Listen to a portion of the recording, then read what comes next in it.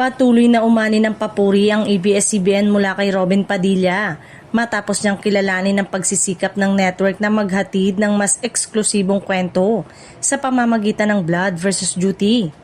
Para sa senador, mahalagang mabigyan ng tamang presentasyon ang iba't ibang sektor ng lipunan, lalo na ang mga Filipino-Muslim. Ayon pa kay Robin, hindi lamang ito simpleng palabas kundi isang makabuluhang proyekto na maaaring magbukas ng isipan ng maraming manonood tungkol sa tunay na buhay, paniniwala at kultura ng kanilang komunidad.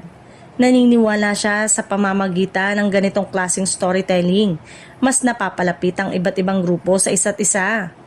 Marami ring netizen ang nagpahayag ng suporta sa kanyang pahayag kung saan sinang-ayunan nila ang kahalagaan ng diversity at exclusivity sa media. Para sa kanila, panahon na upang mas maging bukas ang telebisyon sa iba't ibang kwento na sumasalamin sa tunay na kalagayan ng bansa.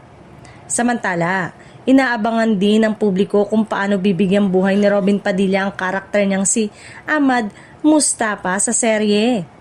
Kilala ang senador sa kanyang husay sa mga action role, kaya't mataas ang inaasahan ng viewers sa kanyang pagganap.